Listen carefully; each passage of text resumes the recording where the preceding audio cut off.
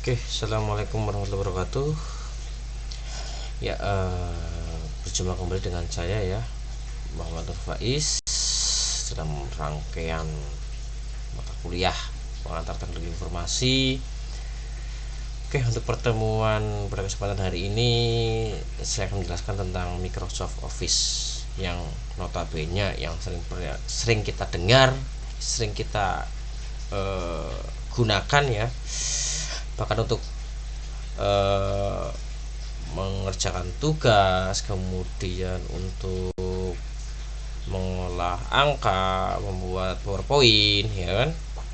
Itu kita sebenarnya sudah menggunakan Microsoft Office ya. Mengapa kok dinamakan Microsoft Office? Ya karena produknya dari Microsoft, kemudian biasanya itu untuk perkantoran ya, untuk office gitu. Oke, mengapa sih kita harus belajar Microsoft Office? Ya karena beberapa perusahaan, kemudian ya hampir seluruh laptop di dunia atau komputer di dunia ini atau device di dunia pasti ada aplikasi atau program Office 2016 ya. Ya, mungkin 2019, 2013 atau 2010 ya. Nah, di sini karena kebetulan saya juga menggunakan 2016, walaupun yang terupdate atau yang terbaru itu versi 2019. Itu yang masih bisa di-download ya. Untuk 2021 saya juga sudah dengar itu sudah keluar, tetapi tampaknya belum rilis secara umum ya, baru hanya secara developer. Oke, ya mohon maaf jika tadi saya salah ya, karena saya belum tahu untuk yang versi 2021-nya. Oke, Microsoft Office sendiri itu sebenarnya banyak produknya ya. Nah, ini kalau di sini saya di gambar ini hanya sekitar 7 ya, 1 2 3 4 5 6 7 ya, 7 semuanya ini ya. Oke ya. Ada yang paling umum yang terkenal adalah Word, Excel, dan PowerPoint ya. Tiga ini yang sering kita gunakan, yang sering kita jumpai ya. Kemudian sebenarnya ada produk lainnya seperti Outlook, kemudian Access, Publisher, dan OneNote ya. Ini belum Fama Visio, Lynch, Infopad. Nah itu. Jadi pas genap 10. Oke. Ya, yang sudah tadi saya jelaskan ya, 10 produk Microsoft Office ya. 1 2 3 4 5 6 7 8 9 10 ya. Ini biasanya kayak informatika paham banget ini. Karena ini untuk membuat alur bisnis, kemudian IRD, DFD, dan sebagainya. Jadi Microsoft Office adalah software paket aplikasi perkantoran buatan dari Microsoft dan dirancang untuk dijalankan di bawah sistem operasi Microsoft Windows dan Mac OS X ya. Alasan terbesar banyak orang yang memakai Microsoft Office adalah karena hampir semua tempat kerja memakai software ini dan mengaku itu ya. Tampilan Microsoft Office ini juga sangat user friendly atau mudah digunakan, mudah dioperasikan dengan banyak format pengeditan file, akan membuat Anda nyaman menggunakan software ini dibanding software lain ya. Karena tampilannya yang mungkin gampang ya, gampang dipelajari, kemudian mungkin icon-iconnya juga enak ya. Nah, mungkin yang pakai LibreOffice atau mungkin WPS dan sebagainya, nah itu kan mungkin hampir mirip sama dengan Microsoft Office, tetapi ya paling tetap unggul inilah paling populer karena paling banyak digunakan di seluruh dunia. Walaupun ya di sana Microsoft Office ini itu proprietary atau berbayar sebenarnya. Nah, ini karena untuk pendidikan ya, biasanya untuk biasanya krek-krekan ya. Krek-krekan. Gitulah. Ya, Indonesia banget lah. Krek-krekan, Windowsnya krek-krekan, Office-nya juga krek-krekan. Oke, yang pertama ya. Tadi ada 10. Saya jelaskan satu-satu ini. Yang pertama Microsoft Word ya. Apa sih itu Microsoft Word? Atau Microsoft Office Word merupakan perangkat lunak atau program pengolah kata ya. Ini andalan banget dari Microsoft ini. Ternyata program ini itu diterbitkan pertama kali pada tahun 1983 sebagai multi-tool board untuk Xenix. Berkembang dari berbagai versi terus menerus sampai dengan sekarang ya. Sampai sekarang itu 2019, namanya Word 2019, tetapi yang saya gunakan 2016. Sebenarnya hampir sama, hanya mungkin icon-iconnya ya. Nah, yang mungkin sering digunakan, nah itu dikeluarkan biasanya. Fungsi dari MS Word 2016 sendiri ya, membuat surat menyurat baik untuk keperluan resmi maupun tidak resmi, membuat dokumen dengan cepat serta tepat, membuat dokumen dengan berbagai variasi agar lebih menarik, menambahkan gambar pada dokumen, membuat tabel dan sebagainya. Banyak sekali, membuat skripsi, membuat TA, membuat paper, jurnal, nah, ya kan? Nah, masih mungkin sampai teman-teman dari membuat menu, ya kan, membuat gambar-gambar, membuat alur bisnis, proses bisnis sebagainya itu menggunakan Word. Pokoknya Word ini kalau bagi kita itu, bagi mahasiswa itu for all lah, untuk semuanya lah, satu untuk semua ini. Jadi harusnya bisa digunakan oleh Microsoft Office yang lain. Nah ini pokoknya mau nggak mau kita pakai Microsoft Word. Nah, sama aja dengan Notepad, pokoknya gambar apapun ya di Notepad tuh. Walaupun ada Photoshop, ada Corel, yes, pokoknya yang paling gampang ya di Notepad gitu. Atau Paint, ya kan, gambarnya semua di Paint. Oke, yang kedua yaitu Microsoft PowerPoint. Nah, ini juga cukup populer, cukup terkenal karena hampir ya di akademisi ya, kemudian pebisnis juga trainer ya kan, siswa pasti menggunakan aplikasi PowerPoint ini. Adalah aplikasi yang digunakan untuk presentasi ya, nama juga presentasi. Nah, ini dengan bantuan software ini seseorang bisa membuat produk presentasi profesional dengan mudah, bahkan presentasi tersebut dapat digunakan sebagai bahan pembelajaran. Aplikasi ini sangat banyak digunakan oleh kalangan perkantoran, bisnis, guru, siswa, dan trainer. Dimulai dari versi Microsoft Office System 2003, Microsoft mengganti nama dari sebelumnya menjadi Microsoft PowerPoint saja menjadi Microsoft Office PowerPoint. Nah, lalu pada Office 2013 namanya cukup disingkat PowerPoint. Nah, sekarang ini adalah versi terbaru di PowerPoint, adalah versi 17 ya. Itu Microsoft Office PowerPoint 2019. Berarti yang saya gunakan itu versi ke-16 nya ya, PowerPoint 2016. Fungsinya yaitu memudahkan mengatur materi yang hendak disampaikan. Nah, kemudian membuat yang kedua, membuat audiens lebih gampang memahami materi presentasi karena hanya menampilkan poin-poin utama yang disuguhkan dalam bentuk slide. Kemudian memudahkan pengguna dalam menuangkan imajinasinya karena format pengeditan relatif lengkap dibandingkan software lain ya kan. Ada animasinya, animasi mungkin bergerak, ada suara ya kan, bisa menyisipkan video, gambar. Kemudian membuat penyajian materi lebih berkesan, apalagi jika pengguna menambahkan animasi di dalamnya. Sebab pada kasus yang sering ditemui, audiens kurang fokus dan bosan apabila materi yang ditampilkan hanya monoton, hanya tulisan mungkin ya. Apalagi tulisannya banyak seperti Microsoft Word. Ya saya cukup emang ini lumayan banyak ya. Karena kalau bagi saya ini penting semua ini. Nah ini ya mungkin nantinya akan dikeluarkan dalam bentuk soal-soal yang lainnya. Oke, selanjutnya Microsoft Excel ya. Nah, Excel pengolah angka ya atau pengolah data. Nah, ini aplikasi pengolah angka yang menggunakan spreadsheet yang terdiri baris dan kolom untuk mengeksekusi perintah. Aplikasi ini memiliki fitur kalkulasi dan pembuatan grafik. Microsoft Excel tidak hanya tersedia dalam platform Windows, namun tetapi Microsoft Excel ini juga tersedia di macOS, Android, dan Apple.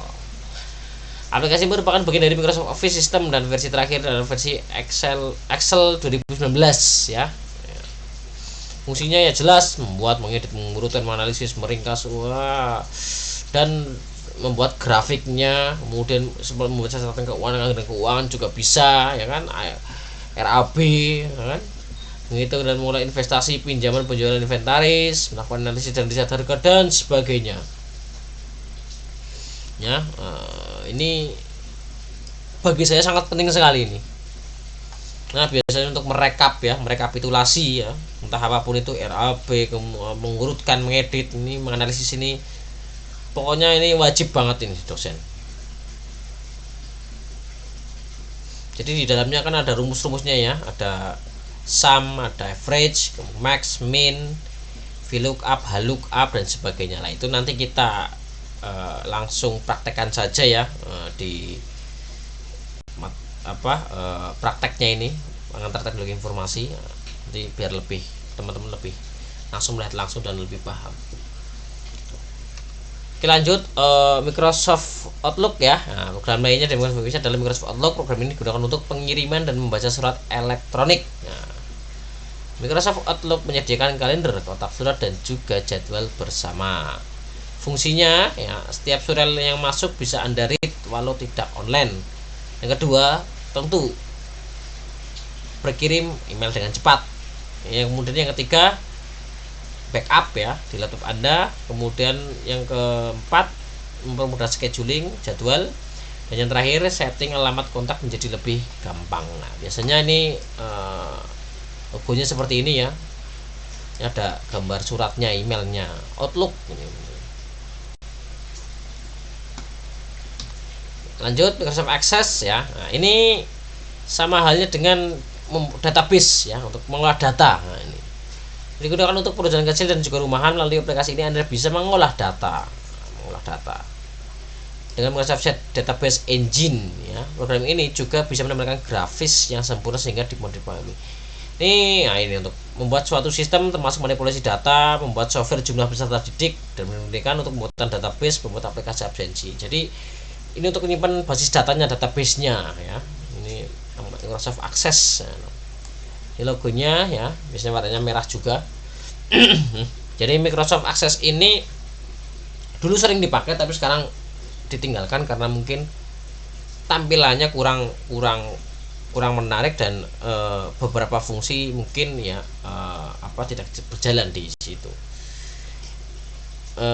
Kalau saya sih lebih ke user friendly-nya kurang sih untuk akses ya, karena biasa dengan MySQL, Oracle dan sebagainya. Lanjut Microsoft Publisher ya. Nah, ini untuk publikasi, jadi untuk ngedit ya, untuk desain. Nah, ini biasanya untuk saya biasanya untuk membuat poster ya. Nah, ini pakai Publisher. Jadi lebih enak, lebih gampang sebenarnya. Dulu pas S2 saya membuat poster ya, karena diwajibkan. Nah, ini menggunakan Publisher ini. Kemudian langsung ke PDF kan, langsung dicetak gitu. Jadi tata letaknya lebih gampang, desainnya, kemudian template-templatenya sudah ada. Nah, jadi kita tinggal klik lah, klik drag gitu. Ya, biasanya logonya seperti ini. Kalau teman-teman semuanya install Microsoft Office ya, untuk yang seri terbaru biasanya udah paketan. Kita nggak bisa seperti dulu ya, kalau install itu ada centang lah, itu bisa di uncheck ya kan. Misalnya ini Access, kemudian ini Excel ya kan, kemudian ini Word. Nah, ini yang kita bisa milih ini ya, centang. Jadi yang di centang ini yang hanya di install. Nah, yang di uncheck itu berarti tidak di install gitu. Nah, biasanya yang kita dianggap penting itu hanya Excel, Word sama PowerPoint ya kan. Tambahan Visio lah. Tapi kalau untuk Office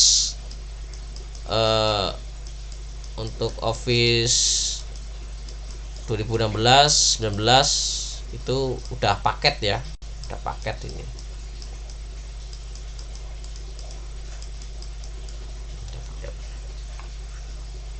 Oke, kemudian OneNote ya. Nah, ya intinya OneNote berarti catatan. Nah, itu kan mencatat. Nah, untuk aplikasi untuk mencatat, tapi sekarang sudah jarang digunakan ya. Nah, walaupun di sini catatannya berwarna-warni ya kan. Nah, tapi sudah jarang digunakan. Kita biasanya menggunakan sticky note ya. Nah, bawaan Windows 10 itu udah menggunakan sticky note semua. Makanya jarang. Kalau di smartphone biasanya pakai Keepnote ya, Keepnote bawaan dari Google ya, nanti otomatis terintegrasi dengan email kita, jadi setiap kali kita buka itu udah ada itu Keepnotes-nya. Kalau di Windows ini menggunakan sticky note biasanya, nah, itu otomatis nanti ketika kita menyalakan kemudian kita buka langsung catatannya ada semua dari yang terakhir kita tulis. Infopad ya, aplikasi ini XML ya, untuk merancang, mendistribusikan, mengisi dan mengirimkan formulir elektronik yang berisi data terstruktur. Ini sudah 2003 ya, pada tahun 2003 sampai sekarang ya, juga jarang digunakan ya. Nah, walaupun kegunaannya sebenarnya cukup apa ya, cukup penting ya, ini merancang, distribusi, mengisi ya kan, tetapi mungkin sudah tergantikan dengan Google Form dan lain sebagainya. Kemudian Microsoft Lynch ya, nah ini logonya ya, ini sebenarnya seperti chatting ya, nah, Messenger, Google Talk, Skype dan Yahoo Messenger. Jadi Microsoft Lynch ini juga jarang digunakan, jarang dilihat juga ya. Kita waduh, kalau untuk berbicara tentang chatting sosial media itu kita sudah apalagi teman-teman milenial itu sudah hafal lah. Jadi mungkin Microsoft ini itu jarang tahu dan jarang digunakan. Tetapi sebenarnya sudah ada di dalam Microsoft itu, produknya sudah ada semua untuk chatting ya.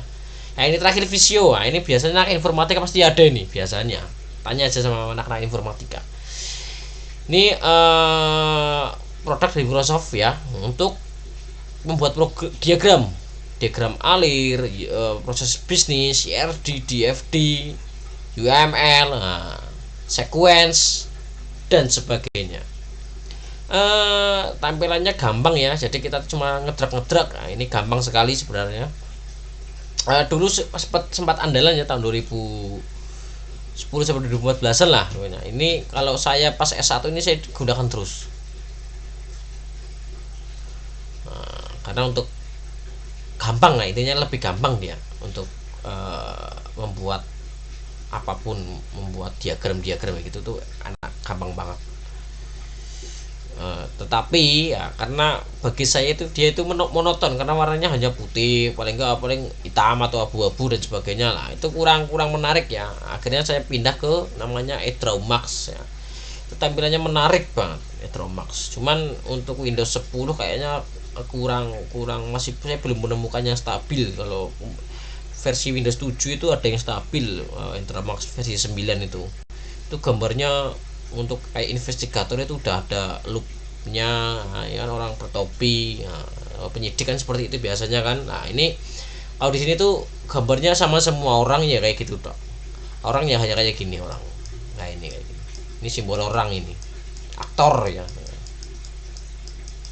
Kalau dari Draw udah beda lagi.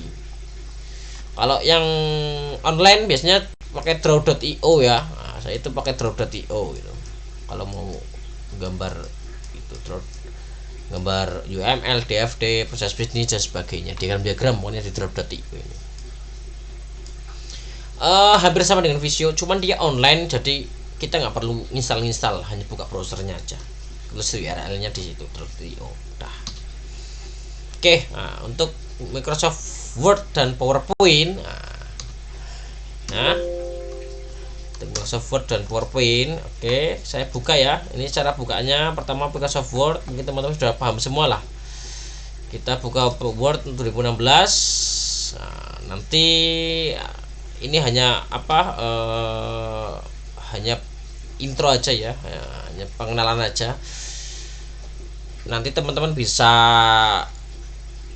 belajar lebih banyak lagi di pas prakteknya. Nah, di sini kita lihat ya, di sini ada home, new, open, account, feedback, option ya. Oke, untuk home ini home-nya, kemudian new ya, ini untuk new jadi membuat yang baru, membuat dokumen baru. Nah, di sini sudah disediakan template-templatenya, tergantung kebutuhan kita mau buat apa. Nah, kan? ini udah ada semua sampai ibarat ini kurikulum vitae ada, kalender juga ada ya kan, di gambar brosur makanan juga ada, di desain brosur ada, sertifikat juga sudah ada. Kemudian untuk open, nah ini untuk membuka yang file-file yang ada di device kita. Mungkin ya teman-teman udah paham pas ini. Untuk akunnya ya, akunnya. Nah, kemudian feedback, nah ini untuk penilaian ke sana. Dan di option, nah di option ini untuk ngatur tampilan secara umum ya.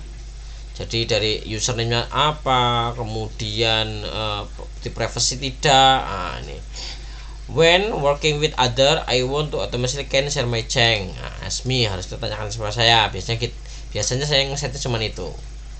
Kemudian, nah ini semua pengaturan itu sebenarnya ada di sini semua. Save-nya di mana letaknya itu ada semua. Auto recover ya. Biasanya kan kalau tiba-tiba mati itu kan auto recover kan. Dimana ini charge-nya berapa hari itu ada semua, language-nya. Kemudian di sini ini recent dokumen, jadi yang terakhir kita buka ya. Nah ini ada berapa, ini ngaturnya bisa di sini semua ini. Kemudian di sini menu-menunya, ini quick-nya ya kan. Biasanya di advance itu saya biasanya di sini menambahkan ruler untuk sentimeter.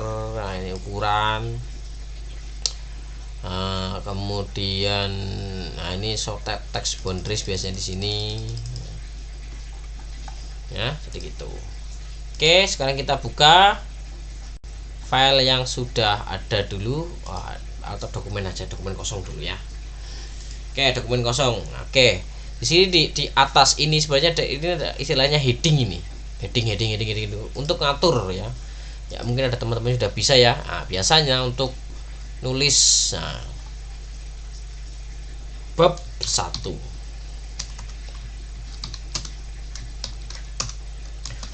pendahuluan. Nah ini ketika nanti kita digunakan untuk navigasi, ini bab 1. Jadi nanti ini intinya buat navigasi yang pertama, yang kedua untuk daftar isi secara otomatis ya kan. Oke, nanti kita atur saja ini. Biasanya pakai Times New Roman 14 bold ya kan. Ini warnanya belum hitam, kita hitamkan dulu otomatis. Nah, seperti ini ya. Oke, untuk selanjutnya seperti itu latar belakang. Berarti harusnya heading 2 ya kan, 1.1 latar belakang. Nah, kan di sini sudah muncul ini, enak kan. Nah, kemudian kita biasa hitamkan, kemudian kita tulis apa adanya. Kita lanjut lagi ke 1.2 tujuan. Di sini juga kita bisa ngeset loh, kita bisa ngeset ini, modif ini bisa, ini kita bisa modif langsung ke warnanya, sebenarnya ukurannya apa, berapa, kemudian jenis fontnya apa, itu nanti otomatis semua gitu ya. Nah nomor 3 gitu, kemudian kita tulis lagi. Oke ya, nah kan udah ini. Nah oke, saya page break saja ya, formal saya page break. Ini nanti saya gunakan untuk untuk daftar isi ya, untuk daftar isi. Oke, tadi kita sudah membuat namanya heading ya. Nah, sekarang kita membuat daftar isinya.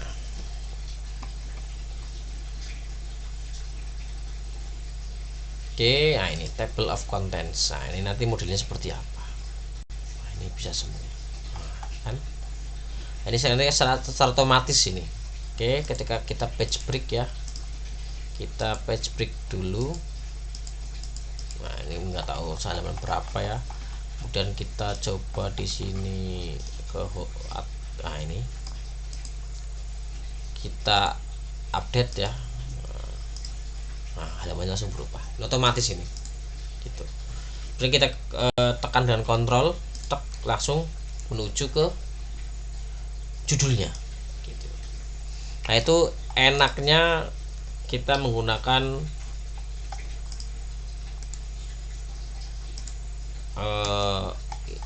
fasilitas heading ya. Nah, nanti ini kita bisa tuliskan daftar isi ya, gitu.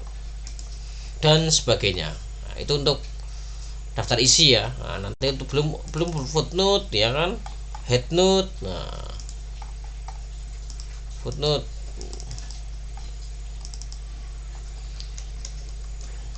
D4 PPA gitu contohnya. Oke, nah itu untuk Microsoft Word-nya ya, untuk pengenalan awal nanti seperti itu. Ya mungkin teman-teman sudah tahu lah ini untuk bullet numberingnya seperti apa ya kan. Kemudian jika dirubah, kemudian kita pakai number otomatis kan. Nah, coba kita rubah pakai ABC, nah gitu. Nah, teman-teman udah paham lah ini section-sectionnya, heading-headingnya, kemudian ngatur spasinya ya kan. Pak, kalau untuk buat 2 kolom gimana Pak? Ya udah di ini aja, kita layout aja 2 kolom, udah otomatis 2 kolom. Apalagi untuk ngatur kertasnya Pak, di page head-up ini jenis kertasnya apa yang digunakan, 4K di paper. Nah ini letter K, 4K, 5 dan sebagainya ya. Untuk widthnya bisa diatur sendiri, merge-nya bisa diatur sendiri, jangkauannya 4 ya kan. Baik landscape atau potret, tinggal di oke aja. Itu untuk pengenalan. Oh ya, terakhir kita save ya. Nah kita save, letaknya di mana, dah tinggal tulis judulnya, contohnya seperti itu. Kita taruh di dokumen aja, dah ini tadi disimpan atas nama ini. Oke, itu untuk Microsoft Word-nya. Kemudian untuk PowerPoint-nya ya ini PowerPoint-nya. Terus untuk PowerPoint-nya di sini ya. Nah, PowerPoint-nya hampir sama ya. Nah, cuman di sini dia bisa ngatur letaknya ya. Kemudian kita buka aja yang baru. Nah, di sini ketika bikin new ya, sama seperti Word tadi, PowerPoint-nya start kita cari PowerPoint atau langsung tulis saja di sini PowerPoint. Nah, otomatis muncul. Kemudian setelah muncul nanti kita akan dihadapkan dengan berbagai template ya. Nah, kita pilih sesuai template, contohnya ini. Nah, langsung create ya, karena ini saya belum download, ini harus download dulu. Nah, muncul. Nah, ini bisa diganti jeruk, ini dodolan gitu contohnya ya. Nah ini nanti tahun ini apa tahun, nah ini apa salah satu fitur yang ada di Smart Art ini ya. Nah, Smart Art ini, nah ini bikin seperti ini nah, bikin perkembangan dari tahun ke tahun, itu bisa insert video, insert foto ya kan, insert foto album, audio, video. Wah ini banyak, sangat banyak sekali. Sama ya seperti kayak tadi, ini untuk bold, italic, underline ya kan. Kemudian ini untuk shadow gitu. Oke.